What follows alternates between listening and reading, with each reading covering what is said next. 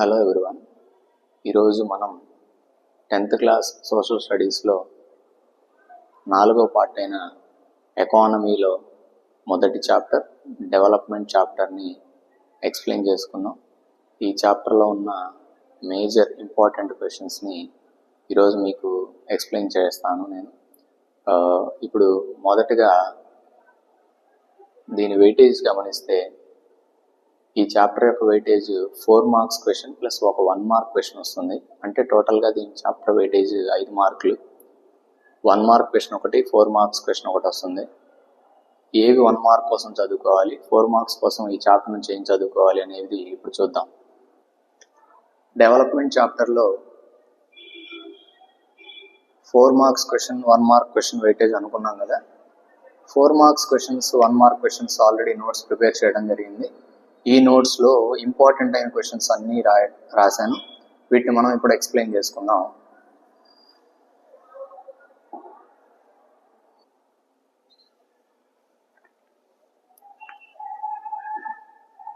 మొదటగా గమనిస్తే first question, what is per capita income? What is per capita income అనే క్వశ్చన్ని ఎక్స్ప్లెయిన్ చేసుకుందాం. పర్ క్యాపిటా ఇన్కమ్ అనేది ఒక దేశంలో ఉన్న పాపులేషన్ అంతా ఎర్న్ చేసిన ఇన్కమ్ బై ఆ కంట్రీ యొక్క పాపులేషన్ని మనం పర్ క్యాపిటా ఇన్కమ్గా చెప్పుకోవచ్చు. Per capita income is equals to total income by total population. ఆ కంట్రీలో ఉన్న టోటల్ ఇన్కమ్ని టోటల్ పాపులేషన్తో డివైడ్ చేయగా వచ్చేదే దాన్ని మనం పర్ క్యాపిటా ఇన్కమ్ అనొచ్చు. చూడండి, డెఫినేషన్ చూద్దాము. What is per capita income? The total income, same మనం ఏదైతే ఫార్ములా చెప్పుకున్నామో ఆ ఫార్ములానే మనము డెఫినేషన్ రూపంలో రాసాం. The total income of a country, ఒక కంట్రీ యొక్క total income divided by, divide చేయాలి. దేంతో డివైడ్ చేయాలి? Total population. టోటల్ పాపులేషన్తో డివైడ్ చేయాలి. ఒక కంట్రీ యొక్క టోటల్ ఇన్కమ్ని టోటల్ పాపులేషన్తో డివైడ్ చేస్తే ఏమొస్తుంది? పర్ క్యాపిటా ఇన్కమ్ వస్తుంది. Per capita income, per capita income వస్తుంది అనమాట. ఇది కంట్రీకి డిఫరెన్స్ ఉంటుంది. ఆ కంట్రీలో ఉన్న పాపులేషన్ బట్టి, ఆ కంట్రీలో ఎర్న్ చేసే ఇన్కమ్ను బట్టి ఆధారపడి ఉంటుంది అనమాట ఈ పర్ క్యాపిటా ఇన్కమ్. కింద మనం ఫార్ములా కూడా రాసుకున్నాము, గమనించండి. PCI, per capita income PCI is equals to, per capita income PCI is equals to total income by total population. Total income by total population. ఇది ఫార్ములా. ఇలా రాస్తే బాక్స్, అట్లా formula రాసి box చేస్తే ఎగ్జామినర్కి మంచి ఇంప్రెషన్ పడుతుంది. కాబట్టి డెఫినేషన్ రాయండి, ఆ ఫార్ములా కూడా రాయండి. PCI is equals to total income by total population అని కూడా రాస్తే చాలా బాగుంటుంది. గమనిద్దాం. నెక్స్ట్ క్వశ్చన్ చదువుతాను, చూడండి. What is income of a country? What is income of a country? ఒక కంట్రీ యొక్క ఇన్కమ్ అంటే ఏంటి? అసలు ఒక కంట్రీకి ఇన్కమ్ ఎక్కడి నుంచి వస్తుంది? ఒక కంట్రీ యొక్క ఇన్కమ్ అంటే ఆ కంట్రీలో ఉన్న అందరు పీపుల్ యొక్క ఇన్కమే ఆ కంట్రీకి ఇన్కమ్ అవుతుంది. చూడండి, దాన్ని డెఫినేషన్ రూపంలో ఎలా రాసుకున్నాము. What is income of a country? What is income of a country? The income of all అన్నాం ఇక్కడ. The income of all residents, అంటే ఆ దేశంలో, ఏ దేశం గురించి ఎలా మాట్లాడుకుంటున్నామో ఆ దేశంలో నివసించే వాళ్ళు residents. The income of all the residents of a country, ఆ కంట్రీలో ఉన్న ఆల్ రెసిడెంట్స్, అందరి రెసిడెంట్స్ యొక్క ఇన్కమ్ని ఆ కంట్రీ యొక్క ఇన్కమ్గా చెప్పుకోవాలి. ఆ కంట్రీలో ఎవరు ఉంటే వాళ్ళ ఇన్కమ్ని మనం ఆ కంట్రీ యొక్క ఇన్కమ్ అనుకుంటాం. కంట్రీకి స్పెషల్గా ఇన్కమ్ ఏమి ఉండదు. ఆ కంట్రీలో ఉన్న పాపులేషన్ యొక్క ఇన్కమే ఆ కంట్రీకి ఇన్కమ్ అవుతుంది. ఇది కూడా మన టెక్స్ట్ బుక్లో ఉంది. డెఫినేషన్ ఇంపార్టెంట్, చదువుకోండి. నెక్స్ట్ థర్డ్ క్వశ్చన్ చూస్తే, what is infant mortality rate? Infant mortality rate అన్నమాట. ఇన్ఫాంట్ అంటే శిశువులు, చిన్నపిల్లల్ని ఇన్ఫాంట్స్ అంటాము. మోర్టాలిటీ అంటే మరణం, చనిపోయే రేటు. అంటే ప్రతి 1000 బర్త్స్కి ఎంతమంది ఇన్ఫాంట్స్ చనిపోతున్నారు అనే దాన్ని మనం ఇన్ఫాంట్ మోర్టాలిటీ రేట్ అంటున్నాము. ఈ ఇన్ఫాంట్ మోర్టాలిటీ రేట్ అనేది ఏ దేశంలో తక్కువ ఉంటే ఆ దేశంలో హెల్త్ ఇన్ఫ్రాస్ట్రక్చర్ బాగున్నట్టు, హెల్త్ ఫెసిలిటీస్ బాగున్నట్లు మనం అర్థం చేసుకోవాలి. ఇన్ఫాంట్ మోర్టాలిటీ రేట్ ఎప్పుడు కూడా తక్కువ ఉండాలన్నమాట. చూద్దాం డెఫినేషన్ ఏముంటుందో చూద్దాం. అసలు ఇన్ఫాంట్ మోర్టాలిటీ రేట్ అంటే ఏంటి? ఐఎంఆర్. దీన్ని అబ్రివేషన్ రూపంలో కూడా అడగవచ్చు 1 మార్క్కి. ఎక్స్పాండ్ ఐఎంఆర్ అంటాడు. మనం ఇన్ఫాంట్ మోర్టాలిటీ రేట్ అని చెప్పుకోవాలి. చూడండి డెఫినేషన్ ఏంటో. ఇన్ఫాంట్ మోర్టాలిటీ రేట్ అంటే ద నంబర్ ఆఫ్ చిల్డ్రన్, చిన్నపిల్లలకు సంబంధించింది ఇది infant mortality rate. The number of children of age ఎంతంట, బిలో 1 year, 1 year లోపు పిల్లలు that die for every 1000 live births. ప్రతి 1000 లైవ్ బర్త్స్ లో ఎంతమంది పిల్లలు చనిపోతున్నారు ఒక సంవత్సరం లోపు? పుట్టిన పిల్లవాడి నుంచి 1 year లోపు ఏజ్ గ్రూప్ని మనం తీసుకోవాలి. వీళ్ళల్లో 1 year అయిపోయే లోపు ఎంతమంది చనిపోతున్నారు? 100కి తీసుకోకూడదు, 1000కి తీసుకోవాలి. ప్రతి 1000 లైవ్ బర్త్స్లో ఎంతమంది పిల్లలు చనిపోతున్నారో దాన్ని మనం ఇన్ఫాంట్ మోర్టాలిటీ రేట్ అనుకోవచ్చు. ఇది మన ఇండియాలో చూసుకుంటే, ఇండియాలో లీస్ట్ ఎక్కడ ఉందంటే కేరళలో ఉంది. కేరళలో 7, అంటే ప్రతి 1000 లైవ్ బర్త్స్కి 7 ఇన్ఫాంట్స్ మాత్రమే చనిపోతున్నారు. కాబట్టి కేరళలో హెల్త్ ఇన్ఫ్రాస్ట్రక్చర్ బాగుందని అనుకోవచ్చు మనం. చూడండి ఇంకొకసారి definition. What is infant mortality rate? The number of children of age below 1 year, 1 year లోపు బిలో ఉన్న పిల్లలు that die for every 1000 live births. ప్రతి 1000 లైవ్ బర్త్స్కి ఎంతమంది పిల్లలు అయితే చనిపోతున్నారో దాన్ని మనం ఇన్ఫాంట్ మోర్టాలిటీ రేట్ అనొచ్చు. దాన్ని మనం ఇన్ఫాంట్ మోర్టాలిటీ రేట్ అని పిలవాలి. Important definition. ఈ చాప్టర్లో ఒక 4-5 ఇంపార్టెంట్ డెఫినేషన్ ఉన్నాయి. 4-5 ఒకటి పక్కాగా వస్తుంది. లాస్ట్ ఇయర్ ఇప్పుడు మనం ఫస్ట్ క్వశ్చన్ ఎక్స్ప్లెయిన్ చేసుకున్నాం కదా, పర్ క్యాపిటా ఇన్కమ్ అనే క్వశ్చన్. ఆ క్వశ్చన్ వచ్చింది. ఈసారి ఈ మూడిట్లోంచి రావచ్చు. ఏ మూడిట్లోంచి? Infant mortality rate, next net attendance ratio, literacy rate అని 3 ఉన్నాయి. ఈ 3 కాకుండా ఇన్కమ్ ఆఫ్ ద కంట్రీ ఉంది. సో అవి కూడా చూద్దాం అన్నమాట. నెక్స్ట్ క్వశ్చన్ గమనిద్దాం. What is literacy rate? Literacy rate అంటే ఏంటి? తెలుగులో అక్షరాస్యత శాతం, అంటే చదువుకున్న వాళ్ళు ఎంతమంది ఉన్నారు అని ఇండైరెక్ట్గా లిటరసీ రేట్ అన్నమాట. చూడండి, లిటరసీ రేట్ అంటే the proportion of literate people, the proportion of literate population అనమాట. లిటరేట్ అంటే చదువుకున్న వాళ్ళు. ఎంతమంది చదువుకున్న వాళ్ళు ఉన్నారు? ఏజ్ గ్రూప్ ఉంది దీంట్లో. మళ్ళీ ఇక్కడ కూడా మనం ఏ ఏజ్ గ్రూప్ని తీసుకోవాలంటే ఓవర్ 7 years దాటిన వాళ్ళని కౌంట్ చేసుకోవాలి. 7 years లోపు వాళ్ళని మనం కౌంట్ చేసుకోకూడదు. ఎందుకంటే as per RT act, right to education act 6 yearsకి స్టార్ట్ అవుతుంది. మనం ఫస్ట్ క్లాస్ అనేది 6 yearsకి స్టార్ట్ అవ్వాలి. కాబట్టి సో మనము 7 years నుంచి తీసుకోవాలి. 7 years కంటే ఎక్కువ ఏజ్ గ్రూప్లో ఉన్నవారు, పిల్లలు అవ్వచ్చు, పెద్దవాళ్ళు అవ్వచ్చు, ఎవరైనా అవ్వచ్చు, 7 years అబోవ్ ఏజ్ గ్రూప్ వాళ్ళు ఎంతమంది చదువుకుంటున్నారు, ఎంతమందికి చదవడం రాయడం వచ్చు, వాళ్ళని మనం లిటరేట్ పాపులేషన్ అంటాము. లిటరసీ అంటాం దాన్ని. లిటరసీ. చూడండి, what is literacy rate? The proportion of literate population of age group over 7 years of the total population అందరిలో లిటరేట్ పాపులేషన్ 7 years కంటే ఎక్కువ ఎంతమందికి చదవడం రాయడం వచ్చో దాన్ని మనము లిటరసీ రేట్ అనాలి. సపోజ్ మొత్తం ఆ కంట్రీలో 100 people ఉన్నారు అనుకున్నాం. 100లో 7 years పైబడిన వాళ్ళు ఒక 70 మంది ఉన్నారు అనుకుందాం. 100 మంది టోటల్ జనాభా. 70 మంది 7 years కంటే ప్లస్ వాళ్ళు ఉన్నారు 70 మంది. ఈ 70 మందిలో 35 మంది చదువుకున్నారు అనుకో. అప్పుడు ఏమంటాము? 35/100 అనమాట. టోటల్ 100, 35% అనమాట దాని లిటరసీ రేట్. అట్లా క్యాలిక్యులేట్ చేసుకోవాలి లిటరసీ రేట్ అనేది. Next question. What is net attendance ratio? Net attendance ratio అంటే ఏంటి? నెట్ అటెండెన్స్ రేషియో అంటే అటెండెన్స్ అంటున్నాడు. స్కూల్స్కి వెళ్ళే పిల్లలు ఎంతమంది దానికి సంబంధించిన అనమాట. స్కూల్కి అటెండెన్స్ సంబంధించిన డెఫినేషన్ ఇది. నెట్ అటెండెన్స్ రేషియో అంటే ఏంటో చూద్దాం. ద నంబర్ ఆఫ్ చిల్డ్రన్, ఇక్కడ నంబర్, ఇందాకేమో ప్రపోర్షన్ అంటే పర్సంటేజ్, అంతకుముందేమో నంబర్. ఇప్పుడు ద నంబర్ ఆఫ్ చిల్డ్రన్ ఎవరు? ఏజ్ గ్రూప్ ఎంత ఉండాలంట? 14 ఏజ్ గ్రూప్ ఉండాలి. 14 age group, 14 attending to the total number of children of the same age group. అదే ఏజ్ గ్రూప్కి సంబంధించిన వాళ్ళలో టోటల్ ఎంత ఉన్నారు, ఎంతమంది అటెండ్ అవుతున్నారు? టోటల్ 100 మంది ఉన్నారు, 20 మంది అటెండ్ అవుతున్నారు అనుకో. అప్పుడు దాన్ని 20%, నెట్ అటెండెన్స్ రేషియో 20% అనుకోవాలి. అదే 2000 మెంబర్స్ ఉన్నారు, 200 people మాత్రమే స్కూల్కి అటెండ్ అవుతున్నారు. అప్పుడు ఎట్లా అవుతుంది? 200/2000 10% అనమాట. ఇది నెట్ అటెండెన్స్ రేషియో అంటాం. అంటే 14 ఏజ్ గ్రూప్లో ఉన్న వాళ్ళు ఎంతమంది స్కూల్కి వస్తున్నారు, టోటల్ ఎంతమంది ఉన్నారు, ఎంతమంది స్కూల్కి వస్తున్నారు, దీన్ని మనం నెట్ అటెండెన్స్ రేషియో అనాలి. హ్యూమన్ డెవలప్మెంట్ రిపోర్ట్ గురించి చాలా important concept. Human development report, human development index అనమాట. 2 అడగొచ్చు అబ్రివేషన్స్. వాట్ ఈజ్ హెచ్డిఆర్ అంటాడు, వాట్ ఈజ్ హెచ్డిఐ అంటాడు. హెచ్డిఆర్ అంటే హ్యూమన్ డెవలప్మెంట్ రిపోర్ట్, హెచ్డిఐ అంటే హ్యూమన్ డెవలప్మెంట్ ఇండెక్స్ అనమాట. హెచ్డిఆర్ అంటే హ్యూమన్ డెవలప్మెంట్ రిపోర్ట్. దీన్ని యుఎన్డిపి అనే ఒక ఇంటర్నేషనల్ ఆర్గనైజేషన్ పబ్లిష్ చేస్తుంది. యుఎన్డిపి అంటే united nations development programme, united nations development programme అనమాట. హెచ్డిఆర్ని పబ్లిష్ చేస్తుంది. ఇది హ్యూమన్స్కి సంబంధించిన ఒక డెవలప్మెంట్ రిపోర్ట్ అనమాట.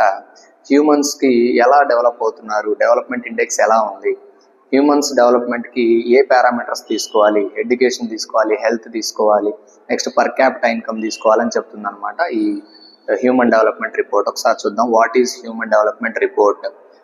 What is human development report?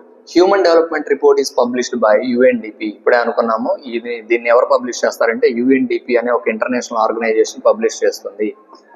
UNDP అనే ఇంటర్నేషనల్ ఆర్గనైజేషన్ పబ్లిష్ చేస్తుంది. Next, it compares countries based.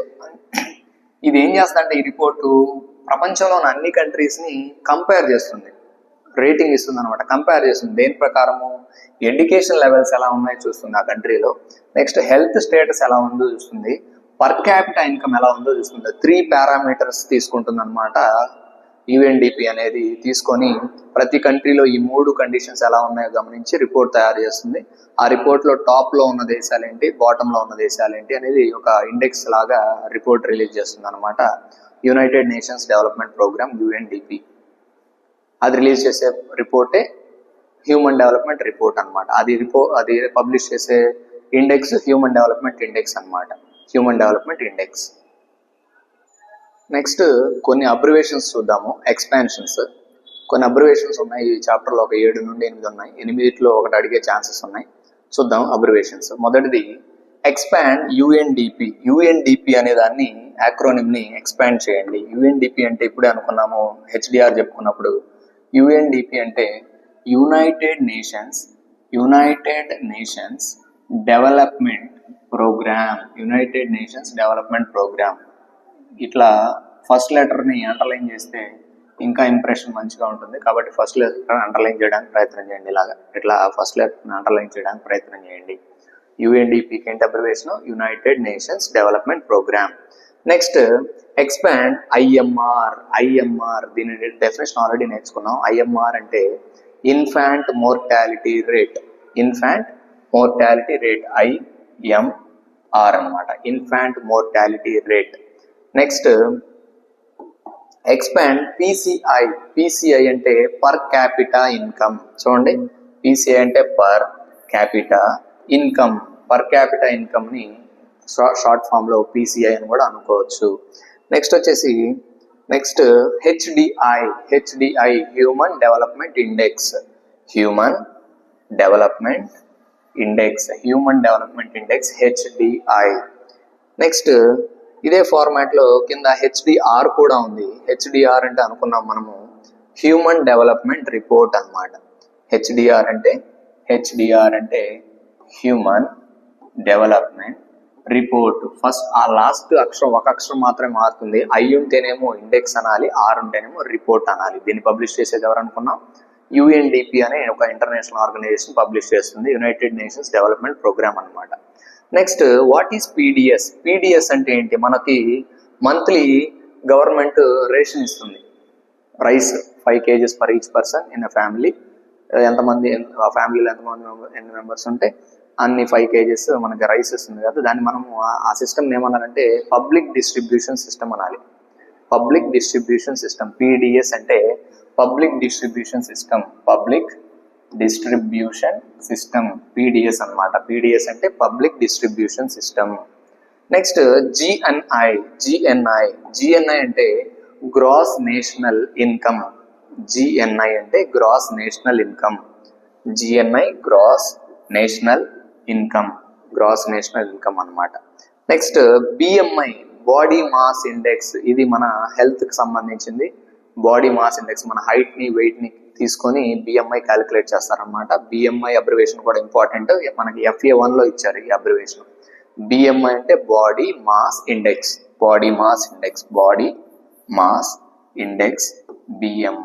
BMI. ఇక్కడ మనము 7 నుంచి 8 అబ్రివేషన్స్ చెప్పుకున్నాం. ఈ 7-8 అబ్రివేషన్స్ని కూడా ఎగ్జామ్కి వెళ్ళే ముందు ఒక 4 సార్లు రీకాల్ చేసుకుని వెళ్తే ఒకటి ఖచ్చితంగా వచ్చే ఛాన్స్ ఉంది, మనకు అప్పుడు మార్క్ మిస్ అవ్వకుండా ఉంటుంది.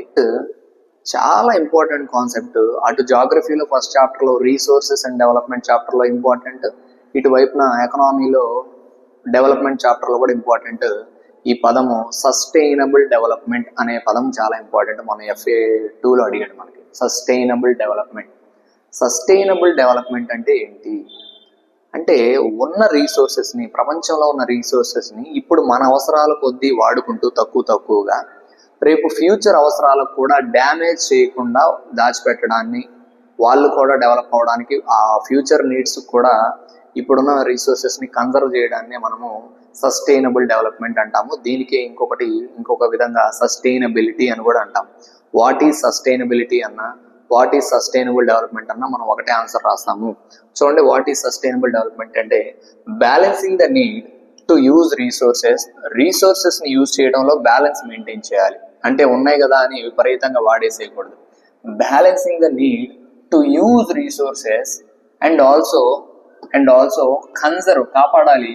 ఎవరి కోసం? ఫర్ ద ఫ్యూచర్ కోసం కాపాడాలి. ప్రస్తుత అవసరాల కోసం బ్యాలెన్స్డ్గా వాడుకుంటూ ఫ్యూచర్ అవసరాల కోసం కాపాడడాన్ని మనము సస్టైనబుల్ డెవలప్మెంట్ అంటాము. చాలా important concept sustainable development. Next question చూద్దాం. What are non renewable resources అంటే ఏంటి అంటే రీసోర్సెస్ని మనము ఎగ్జాస్టబిలిటీ ఆధారంగా 2 రకాలుగా విడగొట్టుకున్నాం. మనకు resources and development chapter geography first చాప్టర్లో ఆల్రెడీ వచ్చింది.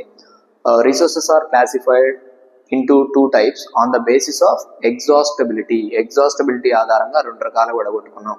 Renewable resources, non renewable resources. Renewable resources అంటే ఈ రిసోర్సెస్ మళ్ళీ అయిపోగానే జనరేట్ అవ్వడానికి తక్కువ టైం పడుతుంది, లేదంటే ఇవి ఫ్రీక్వెంట్గా దొరుకుతాయి అన్నమాట. మనకి ఈ రిసోర్సెస్ అంత తొందరగా అయిపోవు.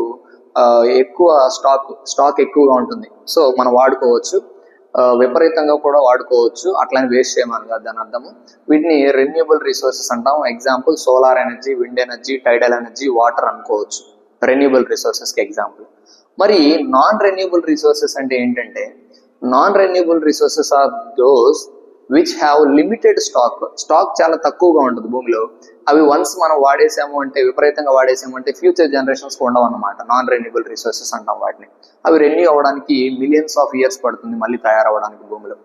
ఎగ్జాంపుల్ మినరల్స్ అనుకోవచ్చు, క్రూడ్ ఆయిల్ అనుకోవచ్చు, కోల్ అనుకోవచ్చు, పెట్రోలియం అనుకోవచ్చు, న్యాచురల్ గ్యాస్ అనుకోవచ్చు. ఇవన్నీ కూడాను మళ్ళీ తయారవడానికి కొన్ని లక్షల సంవత్సరాలు పడుతుంది. కాబట్టి వాటిని నాన్ రెన్యూబుల్ రిసోర్సెస్ అనాలి. రెన్యూబుల్ రిసోర్సెస్ అంటే మళ్ళీ ప్రిపేర్ అవ్వడానికి, మళ్ళీ తయారవడానికి తక్కువ టైం పడుతుంది, లేదంటే స్టాక్ చాలా ఎక్కువగా ఉంటాయి. వాటిని రెన్యూబుల్ రిసోర్సెస్ అనాలి. ఇప్పుడు చూద్దాం, what are non renewable resources. అసలు నాన్ రెన్యూబుల్ రిసోర్సెస్ అంటే ఏంటి? Non renewable resources are those. Non renewable resources అంటే ఏమిటంటే నాన్ రెన్యూబుల్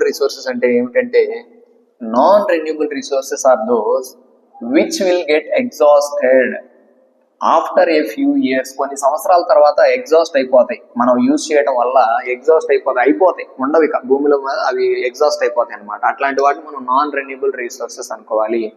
ఎగ్జాంపుల్గా క్రూడ్ ఆయిల్ అని చెప్పుకోవచ్చు, కోల్ బొగ్గు అని చెప్పుకోవచ్చు, న్యాచురల్ గ్యాస్ అని చెప్పుకోవచ్చు. ప్రతి డెఫినేషన్కి కనీసం 2 నుంచి 3 ఎగ్జాంపుల్స్ రాయడం నేర్చుకోవాలి మనం. What are non renewable resources.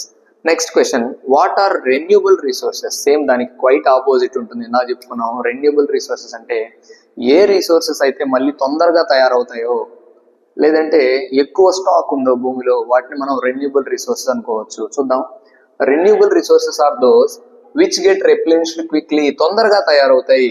ఇవి నాన్ రెన్యూబుల్ రిసోర్సెస్ అంతా లేట్ పట్టవు, ఇవి తొందరగా తయారవుతాయి. విచ్ గెట్ రిప్లెనిష్డ్ క్విక్లీ, తొందరగా తయారవుతాయి. అట్లాంటి వాటిని మనము రెన్యూబుల్ రిసోర్సెస్ అనొచ్చు. Example solar energy, wind energy, వాటర్ని మనము రెన్యూబుల్ రిసోర్సెస్కి ఎగ్జాంపుల్స్గా చెప్పుకోవచ్చు. On the basis of exhaustibility resources are classified into 2 types. They are renewable resources and non renewable resources. Important, మనకు అక్కడ జాగ్రఫీలో కూడా ఇంపార్టెంట్, ఇక్కడ డెవలప్మెంట్ చాప్టర్ ఎకానమీలో కూడా ఇంపార్టెంట్, గుర్తుపెట్టుకుంటారని ఆశిస్తున్నాను.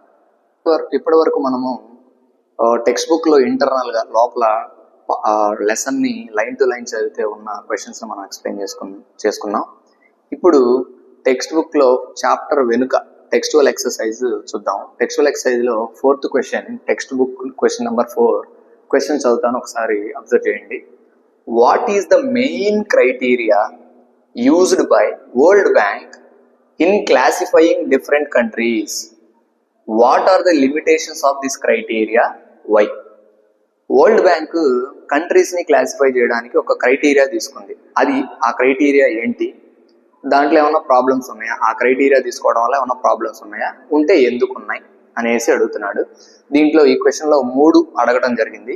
ఏ క్రైటీరియా వాడుతున్నాడు అన్నాడు, ఆ క్రైటీరియా యొక్క డిసడ్వాంటేజెస్, ఆ క్రైటీరియా వాడటం వల్ల ఫ్లాస్ ఏంటి, డిసడ్వాంటేజెస్ ఏంటి, లిమిటేషన్స్ ఏంటి, ఎందుకు లిమిటేషన్ అనుకుంటున్నాం మనం చెప్పాలి. చూద్దాం. వరల్డ్ బ్యాంక్ ఏం చేస్తుందంటే, చెప్తాను వినండి. వరల్డ్ బ్యాంక్ ఏం చేస్తుందంటే కంట్రీస్ని rich countries, poor countries, middle income కంట్రీస్గా విడగొడుతుంది. High income countries, low income countries, మధ్యలో మిడిల్ ఇన్కమ్ కంట్రీస్గా విడగొడుతుంది. హై ఇన్కమ్ కంట్రీస్ అంటే ఏంటంటే, ఏ కంట్రీస్లో అయితే $49,300 పర్ క్యాపిటా ఇన్కమ్ ఉంటుందో ఆ కంట్రీస్ని హై ఇన్కమ్ కంట్రీస్ అంటుంది అనమాట. రాస్తాను. కంట్రీస్ని 3గా విడగొట్టింది. కంట్రీస్ని వరల్డ్ బ్యాంక్ 3గా విడగొట్టింది. దేని ఆధారంగా? పర్ క్యాపిటా ఇన్కమ్ ఆధారంగా విడగొట్టింది. ఏ కంట్రీకి అయితే $49,300 $49,300 కనుక ఆ కంట్రీ యొక్క పర్ క్యాపిటా ఇన్కమ్ అయితే ఆ కంట్రీని రిచ్ కంట్రీ అంటుంది, హై ఇన్కమ్ కంట్రీ అంటుంది. మరి ఏ కంట్రీకి అయితే ఇన్కమ్ $2,500 కంటే తక్కువ ఉంటుందో ఆ కంట్రీస్ని లో ఇన్కమ్ కంట్రీస్, పువర్ కంట్రీస్గా క్లాసిఫై చేసింది వరల్డ్ బ్యాంక్. ఇంకా మరి మిడిల్ ఇన్కమ్ కంట్రీ అంటే ఏంటంటే 6,700. సపోజ్ మన ఇండియా ఉంది, మన ఇండియా యొక్క ఇన్కమ్ ఎంత? అప్పుడు $6,700 అనమాట మన పర్ క్యాపిటల్ ఇన్కమ్. సో మనము అటు హైలో లేము, ఇటు లోలో లేము, మధ్యలో ఉన్నాం కాబట్టి మనము మిడిల్ ఇన్కమ్ కంట్రీగా క్లాసిఫై చేసింది వరల్డ్ బ్యాంక్. సో లో income country, middle income country, high income country అనమాట. హై ఇన్కమ్ కంట్రీకి ఎగ్జాంపుల్గా USA చెప్పుకోవచ్చు. లో ఇన్కమ్ కంట్రీస్కి ఎగ్జాంపుల్స్గా ఆఫ్రికన్ కంట్రీస్ దాదాపుగా అన్నీ ఉంటాయి, ఆఫ్రికన్ కంట్రీస్ చెప్పుకోవచ్చు. మిడిల్ ఇన్కమ్ కంట్రీకి ఎగ్జాంపుల్గా ఇండియా అని చెప్పుకోవచ్చు. ఈ 3 గుర్తుపెట్టుకోవాలన్నమాట. హై ఇన్కమ్ కంట్రీ అంటే $49,300 ఉండాలి, లో ఇన్కమ్ కంట్రీ అంటే $2,500 కన్నా తక్కువ ఉండాలి, $6,700 అనేదేమో మన ఇండియా యొక్క పర్ క్యాపిటల్ ఇన్కమ్. సో దీని ఆధారంగా వరల్డ్ బ్యాంక్ అనేది క్లాసిఫై చేసింది. సో అదే రాసుకున్నాం మనం, గమనించండి. మనము ఇక్కడ అదే రాసుకున్నాం అనమాట. Per capita income is the main criteria used by World Bank to classify countries. కంట్రీస్ని క్లాసిఫై చేయడానికి పర్ క్యాపిటా ఇన్కమ్ అనే క్రైటీరియా తీసుకుంది వరల్డ్ బ్యాంక్.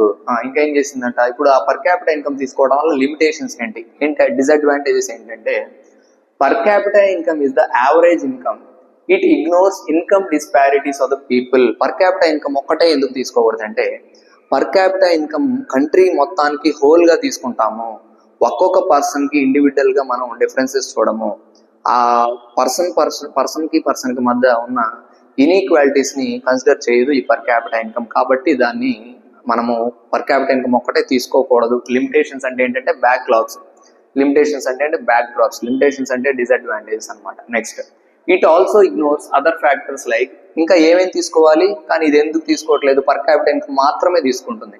ఏం తీసుకోవట్లేదు?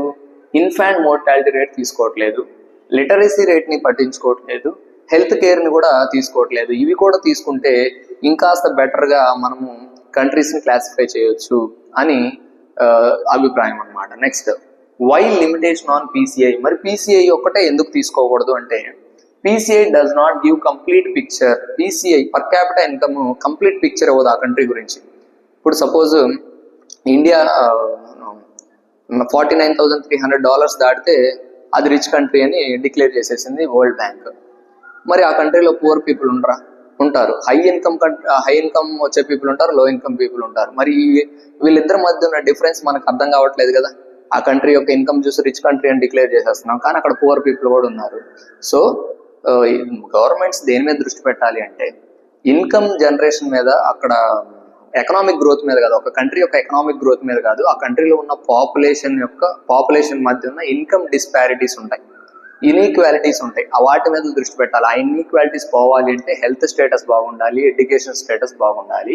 ఈ రెండింటితో పాటు పర్ క్యాపిటల్ ఇన్కమ్ కూడా మనం కన్సిడర్ చేస్తే బాగుంటుంది అనేది మిగతా ఎకనామిస్ట్ల యొక్క అభిప్రాయం అన్నమాట. అందుకని వరల్డ్ బ్యాంక్ యొక్క తీసుకున్న క్రైటీరియాని వీళ్ళందరూ లిమిటేషన్ దానికి అపోజ్ చేశారనమాట. వరల్డ్ బ్యాంక్ ఒక పీసీఐ మాత్రమే, పర్ క్యాపిటల్ ఇన్కమ్ మాత్రమే తీసుకోవటము మిగిలిన కంట్రీస్కి, మిగిలిన ఎకానమిస్ట్లకి నచ్చలేదన్నమాట. Next, PCI does not give complete picture ఇవ్వదు. Next, though national income rises but its distribution is not equitable. ఎందుకు పర్ క్యాపిటల్ ఇన్కమ్ తీసుకోకూడదంటే, సపోజ్ ఏదైనా ఇండస్ట్రీస్ వచ్చి ఆ నేషనల్ ఇన్కమ్ పెరిగింది అనుకుందాం. నేషనల్ ఇన్కమ్ పెరిగినా కానీ అక్కడ ఉన్న ప్రజల మధ్య ఇన్ఈక్వాలిటీస్ తగ్గట్లేదు. ఎంత నేషనల్ ఇన్కమ్ పెరిగినా అక్కడ ఇన్ఈక్వాలిటీస్ తగ్గినంత మాత్రాన అది రిచ్ కంట్రీ ఎట్లా అవుతుంది? మనం అనుకున్నట్లుగా అక్కడ ఉన్న పీపుల్ మధ్య ఇన్ఈక్వాలిటీస్ ఎప్పుడైతే తగ్గుతాయో అప్పుడు మనం రిచ్ కంట్రీ అనుకోవాలి. పావర్టీ ఎప్పుడైతే ఎరాడికేట్ అవుతుందో అప్పుడు రిచ్ కంట్రీ అనుకోవాలి తప్ప ఆ కంట్రీ ఎకనామిక్ గా గ్రో అయినంత మాత్రాన పర్సన్స్ మధ్య ఇన్ఈక్వాలిటీస్ తగ్గవు అని గుర్తుపెట్టుకోవాలి. సో ఇది వరల్డ్ బ్యాంక్ తీసుకున్న క్రైటీరియా అనమాట. నెక్స్ట్ క్వశ్చన్ చూద్దాం. టెక్స్ట్ బుక్ లో ఉన్న ఎక్సర్సైజ్ లో ఉన్న 5th క్వశ్చన్ గమనిద్దాం. 5th క్వశ్చన్ చదువుతాను, వినండి. In what respects is the criteria used by the UNDP for measuring development different from the one used by the world bank? ఈ chapter లో మనము ఇద్దరి యొక్క క్రైటీరియాస్ గమనించాం. యుఎన్డిపి ఏ క్రైటీరియా ఫాలో అవుతుంది, వరల్డ్ బ్యాంక్ ఏ criteria follow అవుతుందో చూసాం. UNDP follow అయ్యే క్రైటీరియాకి, వరల్డ్ బ్యాంక్ ఫాలో అయ్యే క్రైటీరియాకి డిఫరెన్సెస్ ఏంటి అని అడుగుతున్నాడు ఈ క్వశ్చన్ లో. చూద్దాం. UNDP uses education level, health status and per capital income for measuring development. UNDP అనేది 3 పారామీటర్స్ తీసుకుంటుంది. ఎడ్యుకేషన్ తీసుకుంటుంది, హెల్త్ తీసుకుంటుంది, పర్ క్యాపిటల్ ఇన్కమ్ అనే 3 అంశాలు తీసుకుంటుంది.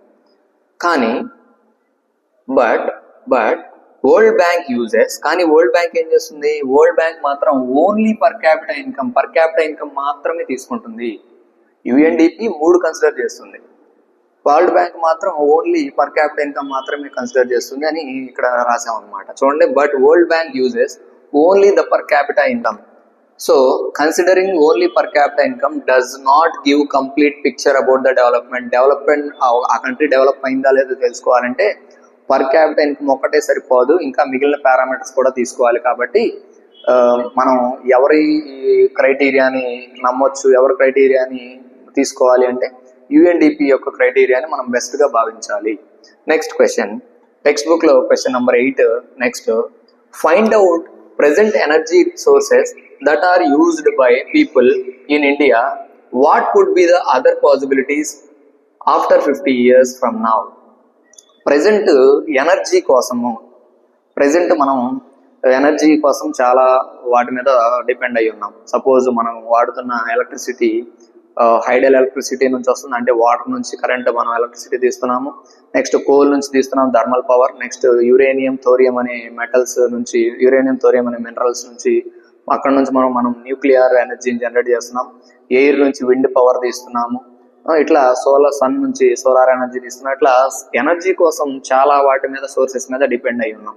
మరి ఇప్పుడు ఏమున్నాయి, ఫ్యూచర్లో 50 years తర్వాత కొత్త సోర్సెస్ ఏం రావచ్చు ఊహించండి అన్నట్టుగా ఈ క్వశ్చన్ కొంచెం అప్లికేషన్ మోడ్లో ఇచ్చాడు, థింకింగ్ మోడ్లో ఇచ్చాడు. గమనిద్దాం. ప్రెజెంట్ ఏ సోర్సెస్ ఉన్నాయి, present sources of energy. Present A sources ఉన్నాయి, ప్రెజెంట్ మనం ఏ సోర్సెస్ వాడుతున్నాం ఎనర్జీ కోసం అంటే ప్రెజెంట్ కోల్ వాడుతున్నాం. మనం ఎనర్జీ జనరేట్ చేసుకోవడానికి కోల్ వాడుతున్నాము. చూడండి, ప్రెజెంట్ సోర్సెస్ ఆఫ్ ఎనర్జీ అని హెడ్డింగ్ పెట్టుకున్నాము. వాటిలో మళ్ళీ 2 రకాలు విడగొట్టుకున్నాం, కన్వెన్షనల్ అండ్ నాన్ కన్వెన్షనల్ అని. కన్వెన్షనల్ సోర్సెస్ లో మనం కోల్ ఇప్పుడు తెచ్చుకుంటున్నాం, కోల్ నుంచి ఎనర్జీ జనరేట్ చేసుకుంటున్నాము. పెట్రోల్ని కూడా మనం ఎనర్జీ వెహికల్స్ మూవ్మెంట్ కోసం వాడుకుంటున్నాము. న్యాచురల్ గ్యాస్ కూడా వాడుతున్నాము.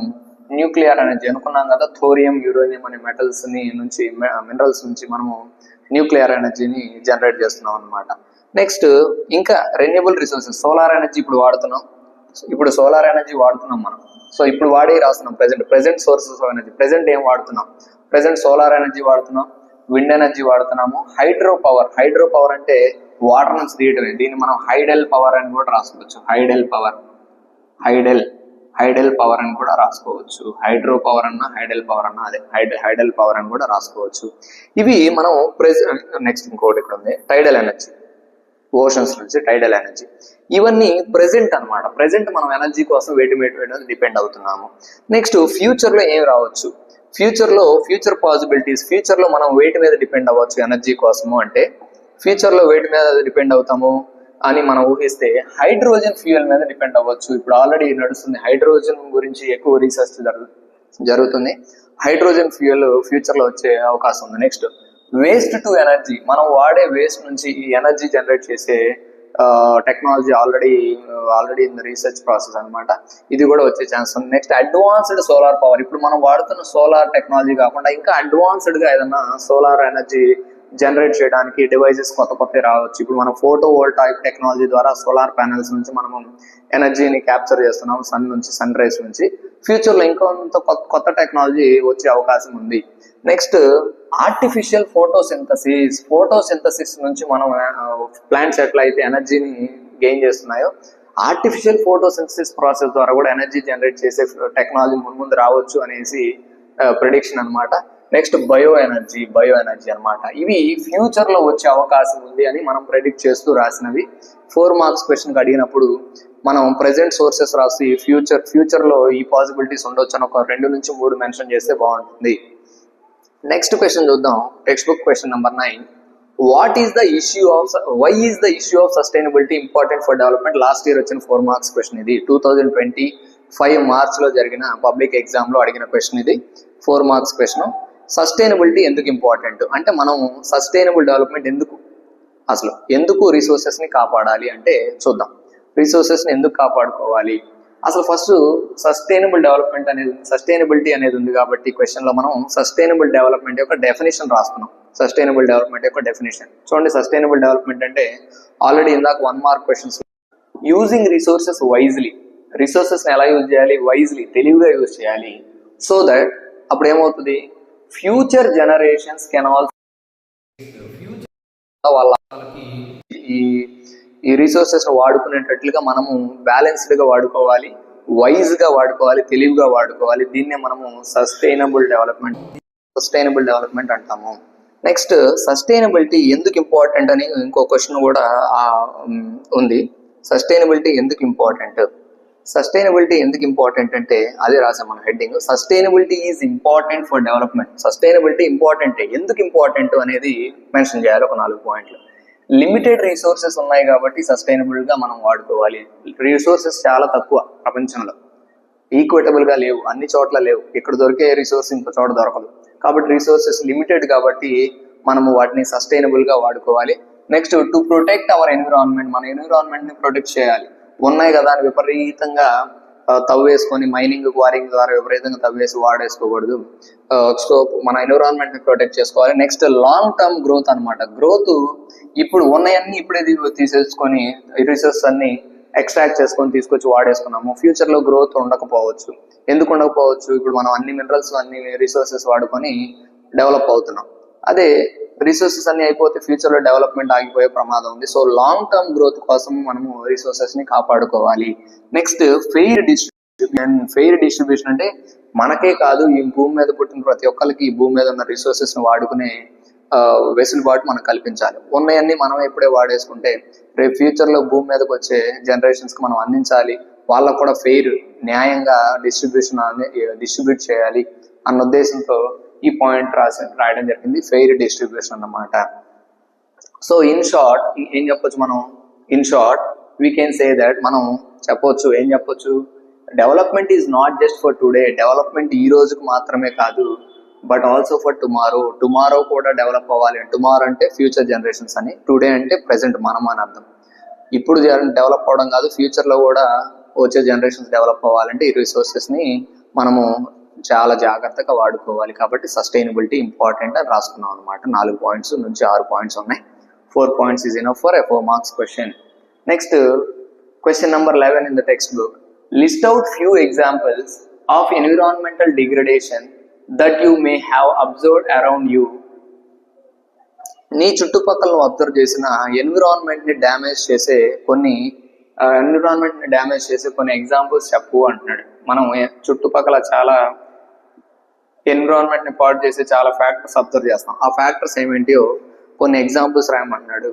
Here are the few examples. ఇక్కడ కొన్ని ఎగ్జాంపుల్స్ రాశాను చూడండి అన్నట్లుగా ఫస్ట్ పాయింట్ రాస్తున్నాం. Here are the few examples of environmental degradation. Environment ఎందుకు డిగ్రేడ్ అవుతుంది?